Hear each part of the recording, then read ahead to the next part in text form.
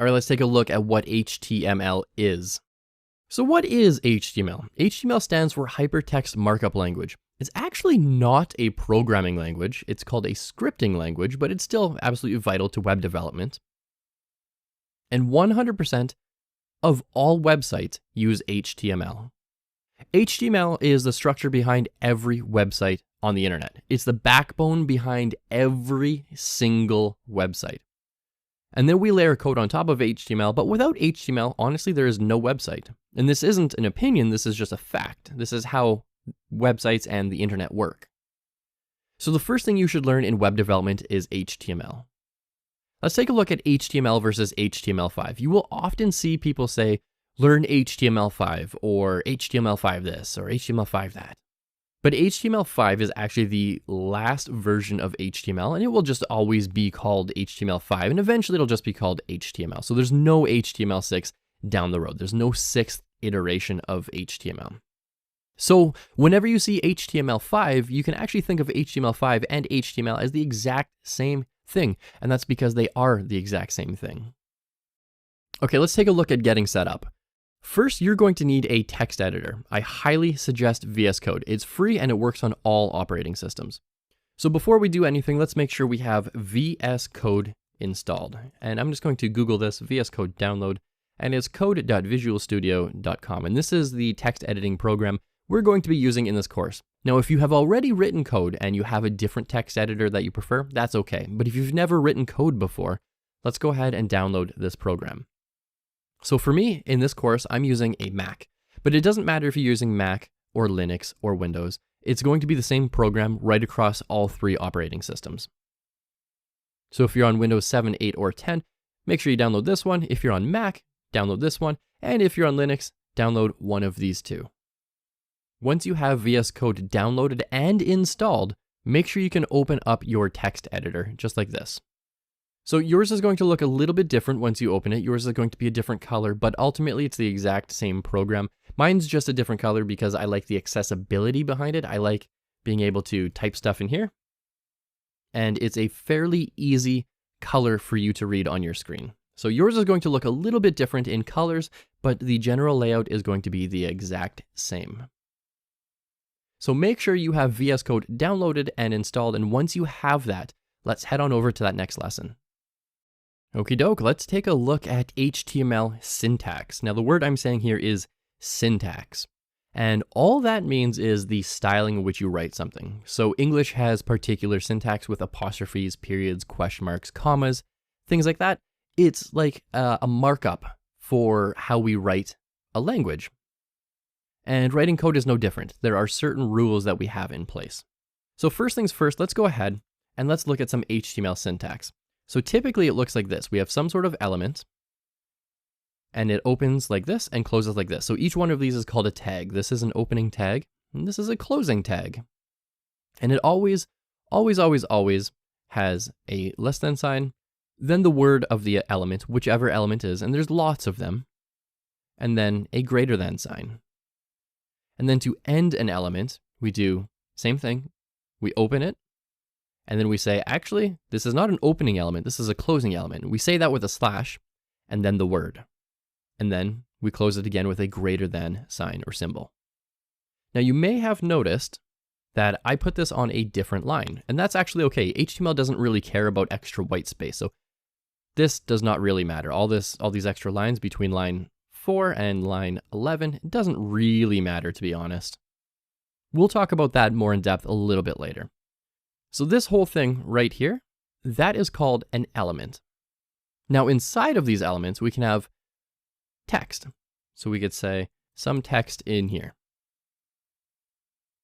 And what a browser is going to do is then say, hey, there's a particular element here and it's closing here. And whatever is on the inside, apply these rules to it. So whatever the element rule is, maybe it's bold.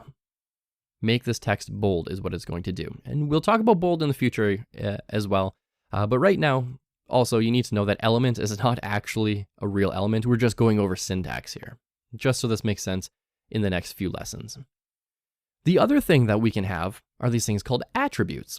And this actually goes inside of an element. So what I'm going to do is split this onto its own line and That's okay. It's going to be basically the exact same thing to your browser because, again, it doesn't care about this extra space in there. So we have these things called attributes, and it goes attribute name is equal to, and then you can either have 2 apostrophes like this or 2 quotation marks like this. And then we could put some value in here, some sort of text. So we could say some text in here. Now we can have multiple attributes. We can have, let's say, a title attribute. And again, you don't need to know what this is. We'll cover all this in future lessons. Again, we're just going over syntax here. And this is an example of a second attribute. Second attribute here. We can have more and more and more. We can actually have unlimited number of attributes. Now, attributes are just like elements. An element has a rule that your browser is going to read. So if this were to be bold, your browser would say bold this text. And just because I write attribute in here does not actually mean it's going to do anything. Now, a good example of this, because this is not actually valuable whatsoever, attribute is not a valid attribute in HTML, we could just write title is equal to, and then whatever the title is. And title is actually a proper attribute, and you can add this to most of your HTML elements. Again, we'll talk about that in the future. You don't need to memorize all this either, because as you write this, as your fingers start to type more and more, you're going to become more familiar with how HTML works and how it looks. So the big takeaway here is this is your element. You've got an opening tag, and this whole thing is a tag. You've got a closing tag, and everything it encompasses is your element. Next, we have attributes, like the title attribute. And then so it goes, the attribute name is equal to, you need that equal sign. Don't add spaces before or after, make sure it's all together. So you've got your attribute is equal to, and then either quotations or apostrophes. Now here's the catch, is if it opens with a quotation mark, it needs to end with a quotation mark. Otherwise, if it opens with an apostrophe, it needs to close with an apostrophe. And you can actually see VS Code highlighted this for me. It says everything down here is all the same. And that's called syntax highlighting. But as soon as I replace that quotation with an apostrophe, because this attribute needs to open and close with the exact same character, the syntax highlighting worked. Now, if your syntax highlighting doesn't work right away and you're following this video and you're trying to do what I'm doing, go down here, and this is probably going to say plain text. You can click this and you can type in HTML and just click this one and it will change your syntax highlighting for you. So that's all there is to this particular lesson. You don't need to do anything at this point in time. It's just really important to know that this whole thing is an element. This is an opening tag. This is a closing tag. This is your inner content. And this fella right here is an attribute. Let that sink in for just a moment. Once you're ready, let's head on over to that next lesson where we talk about the base HTML structure of every page. Okay, let's take a look at the base structure of every single web page. So I have VS Code open here, and I'm just going to go to File, New. That's actually outside of my recording area, so it's just Command N or Control N or File, New File. And you're going to see this brand new file here. Let's go ahead and change this from plain text to HTML. And what we can do here is automatically fill. So we have a nice shortcut here, so we don't have to remember this. It's HTML:5, and then if you hit Tab, it should autocomplete for you using the Emmet abbreviation. You can see that on the right side of my screen here. So let's go ahead and hit Tab, and it does all this stuff for me. Now I'm going to go ahead and delete a few things just because we don't need it right now, and it might be a little bit confusing. And I'm just going to change this indenting just so we can look at some nesting, and I'll talk about that. I'll talk about that in just a second. But let's go through this line by line. So line number 1, this is the weirdest kind of element you're going to see. You don't see elements too often starting with an exclamation mark. Doc type is the only one. So we're saying, hey browser, when you read this file, know that it's an HTML5 file. It's an HTML file. It's not a PDF, it's not plain text, it's not JavaScript, it's not CSS, it's not an image, it's not a font, it's not some sort of other document. It is an HTML page, so please render it like an HTML page. Next, on line 2, we have an opening tag called HTML, and this is where all of our HTML actually goes. And then on line 9, we're closing that tag. So we're saying everything in here is going to live inside of this HTML tag. And in VS Code, you can actually click this little arrow and you can collapse it, which is really nice. So if you ever have too much code and you're getting a little overwhelmed, you can always collapse your code. Next, we have two main parts to every single page. We have our head. Again, that's an opening head element, or a tag rather. And this is a closing head tag. And this whole thing is the head element. Now you can actually see that just like HTML, we have another element in here called title, but this one is nested inside of head and head is nested inside of HTML. And then we have a title element here that just changes the title of the page. So when you go to a web page, such as this one when we downloaded VS Code a couple of lessons ago, it changes this title up here for you. That's what the title element does. Now you can have all sorts of things in your head, but you can think of the head element as literally the head on your body. It's your brain. It holds all this extra information. So it's not completely visual, but it does hold extra information. Now your body is just like the body that you live in. It is what people are going to see. So if I flip back to this page, just as an example, everything in here is part of the body. So everything that's visual, the interactive part of your web page, that is the body. And we're going to be putting most of our code in there. So let's go ahead and make an example here. And let's just write hello world. And what I'm going to do is save this. So file, save as, and where should I throw this? Let's throw this on my desktop. I'm going to call this hello world.html. I already have one, so let's go ahead and replace that. Now what I can do in my browser is I can go to File, but this time I'm going to go to Open File. So it's Command O or Control O if you're on Windows, I believe. Let's go to Desktop, and let's open up Hello World. And this is a web page. Now, if you're following this video, definitely feel free to pause at this point and try to write out the code that I have written in this video. It's not very much code, and it's really easy to write with VS Code. Remember HTML:5 and then hit Tab, and that will autocomplete all of that for you. And then just write something inside of your body element. So I just wrote hello world, and that showed up as text on my page. If you do that, save your file and then open it in your browser, and you see hello world, then hey, congratulations, you have literally just made your first web page. So my suggestion is give that a shot, because this is always really, really good practice, and this is really straightforward at this point. So yeah, my suggestion is give this a shot once you're happy with your results, or maybe you don't want to give this a shot and you just want to move on to that next lesson.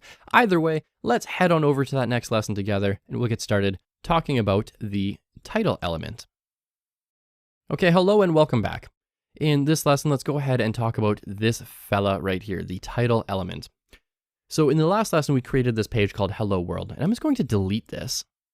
And this is the page that we originally had, and it said document up there, right in that tab. So let's go ahead and refresh this, and we're going to see it just says the file name, and that matches the file name here. So hello_world.html, hello_world.html. Same thing, not really elegant, not what your users are looking for, not search engine friendly. But we can change that with a title element. And so I'm going to write title/title. Let's go ahead. Mine's set to a Django template, but I want to change this from a Django template to an HTML file. So let's go ahead here and change this title.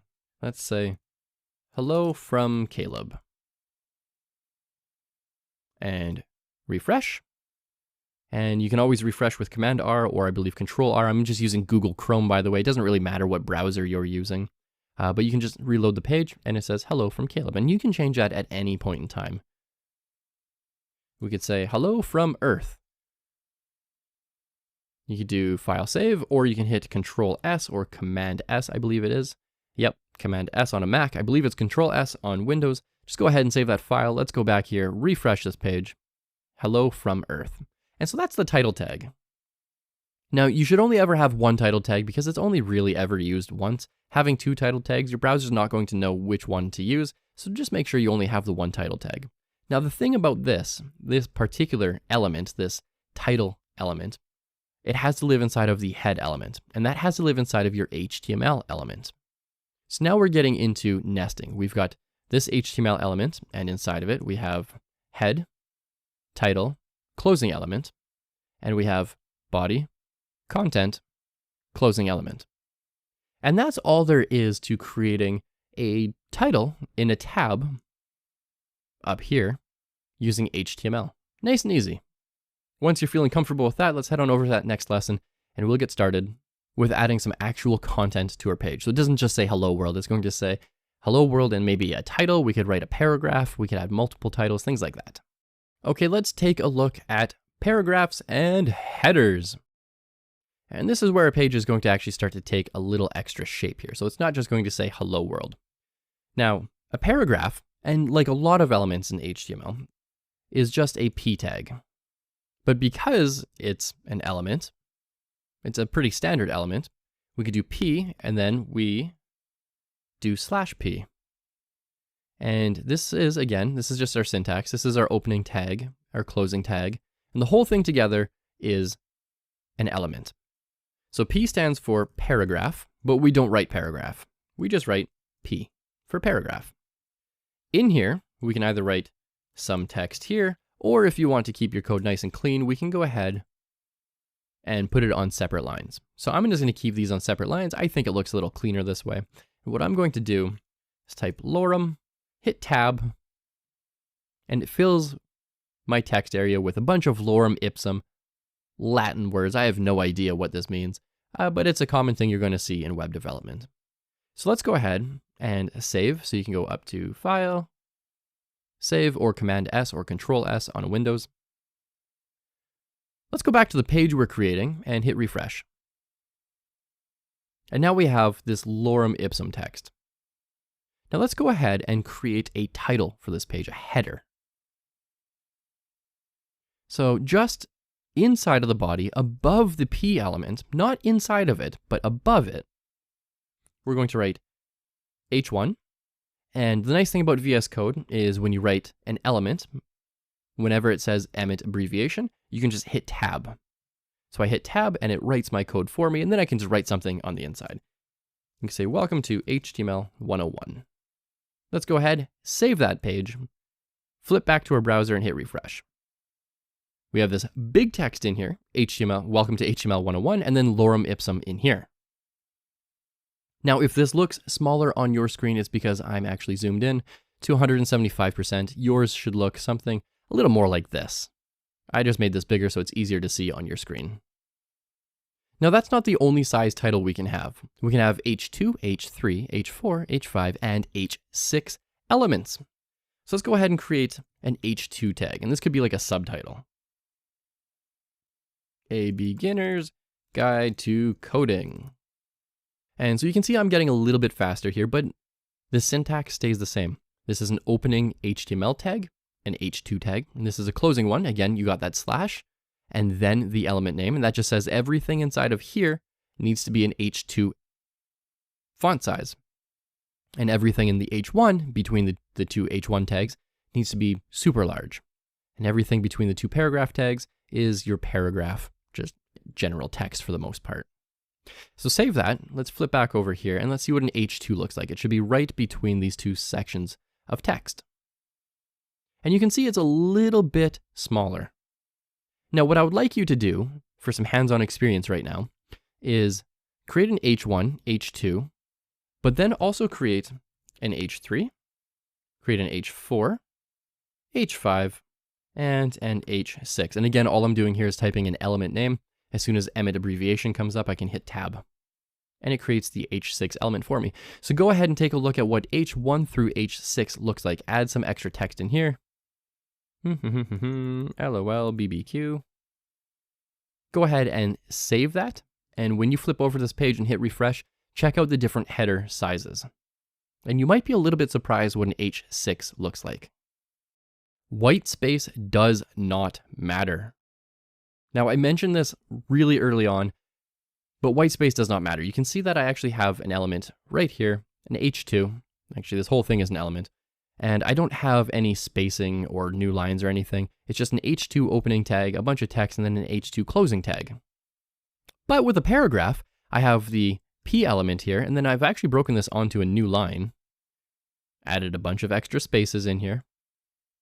And then at the very end, again, I broke it onto a new line, a bunch of extra spaces. Now, your browser does not care how many spaces there are. It's going to try to condense it all down into one space anyways. So as an example, let's go ahead and add a space just after the word ipsum. Just gonna add a bunch of spaces.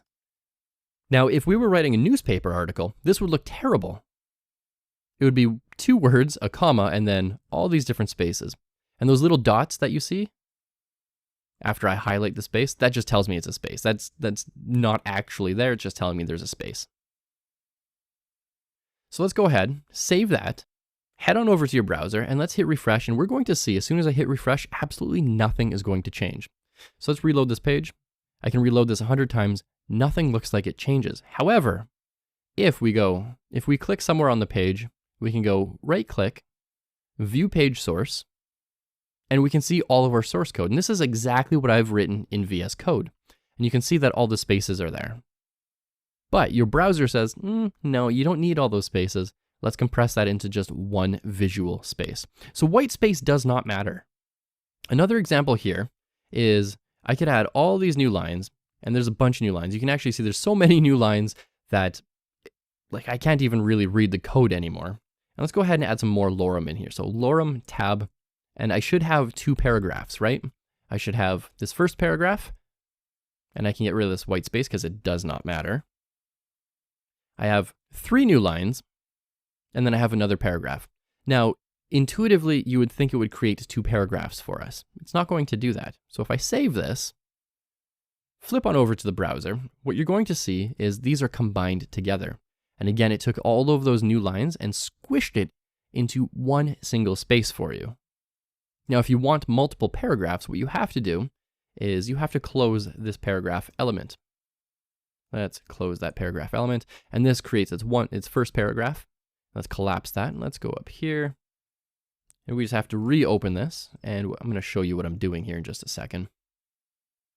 And so all I did was I closed that first element up here, and I reopened a new one down here. So if we take a look at this together, we have paragraph 1, paragraph 2. They're not nested. It's not a paragraph inside of a paragraph. It's a paragraph, and then we close it, and then a second paragraph, and then we close that. So let's go ahead and click save.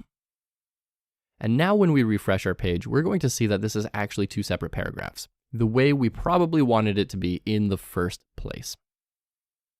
So the lesson here is white space does not matter. If you want to use extra white space, there are ways to do that, such as wrapping your text in different paragraphs or different H1s or different H2s. And as just one more example, let's go ahead and let's see what happens when I put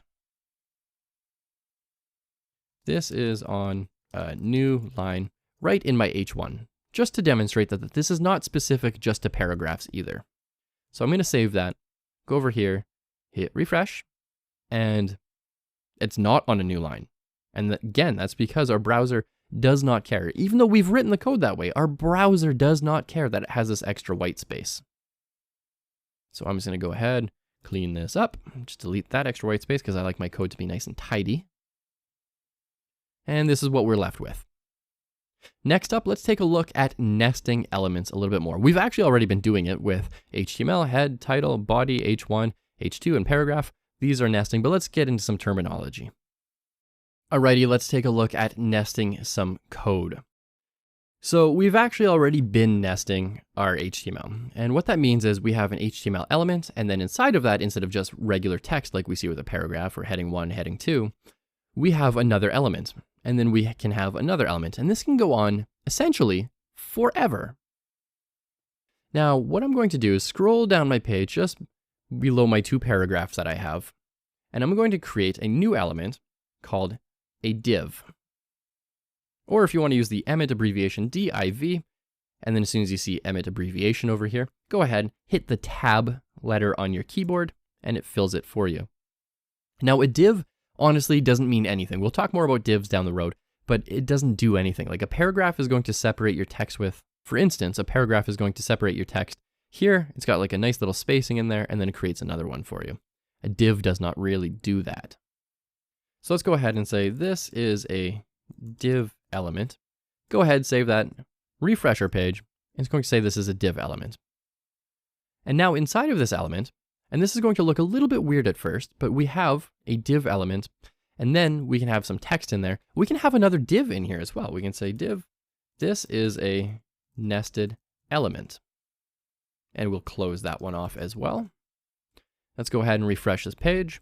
And we're going to see it shows up on the line right after it. But this whole thing is wrapped in one div. Now, a good way to look at this is right-click on your page, go to Inspect. And I'm just going to make this a little bit bigger here. Whoops, that was too big. And let's scroll back down.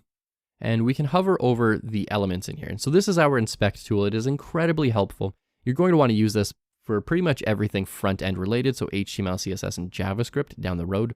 But for now, let's just stick with HTML. And what we have here is a div. And we can open up this div, and we can see that there's some text. And you can see that as I hover over it, it's actually changing what is selected on my page. And then we've got a child element, and that's what it's called. When it's nested, it's a child element. And that's on its second line. Now we can actually go one layer deeper as well. So I'm just gonna put this on a new line just to keep code nice and tidy. And I could do one more div, or let's experiment and let's do a paragraph inside of a div. This is a paragraph. Go ahead, save that, flip on over to my browser, and I'm just gonna hit refresh here. And you can see as I hover over things, it's going to show me what exactly is selected. So I have a div element here, and it's selecting both the nested div and the paragraph. Whereas up here, it's just selecting the one paragraph at a time. You can see that as I flip between them. So here I've got the overarching, the container element called div, and then I've got some text, and then I've got another div, and then I've got inside of that div, a paragraph. Or I've got text here, and then I've got a paragraph here. And you can actually see that that paragraph has a bunch of spacing around it, so it sort of bumps your text down a little bit. Now let's take a look at some terminology here. This one here, this is going to be your parent element, and this is going to be a child element. So what this typically looks like is you've got some sort of parent element, /parent, and then a closing tag like that. And then you've got some sort of child element, and then you close that tag there. Again, it doesn't matter if you have extra white space. You can put that on multiple lines if you wanted to, which I'm actually going to do. And then we could go one layer deeper, and we could call this a grandchild element /grandchild. And this can go on and on and on forever. So we can say great grandchild. And it goes on and on and on. Now the terminology is going to change based on what you're talking about. So if I get rid of grandchild and great grandchild, when we're working in here, this is our main element. Let's just call it child. And if we're talking about the element around it, the one that wraps around it like this, that's called a parent element. Now, if we're working on the parent element and we want to talk about an element inside of it, we would call it a child. Now, where the terminology changes is if we have grandchild element, and this is the one we're working on, this is our main element. Let's say we're talking with a coworker about this particular element. We would just call this the element, whichever one it is. Maybe it's a div. Child would then become the parent. Parent would then become the grandparent. And so it's relative, just like in a family hierarchy. Now, none of these are actually real elements, so let's go ahead and delete those. And just for funsies, let's go ahead and let's add an H3 element in here, just a little title that says this is an example of element nesting. So I saved that file, and I'm going to refresh this. And let's close our inspect tool with this X over here. This is an example of element nesting, and this is all in one element. Now, in the next lesson, we're going to see why nesting is actually very, very important, because right now, this was not very important. We didn't have to nest this at all, but we needed to know how this works in order to get to that next lesson. So in the next lesson, let's take a look at bolding, italicizing, and underlining your text, and then we're going to mix and match all three of them.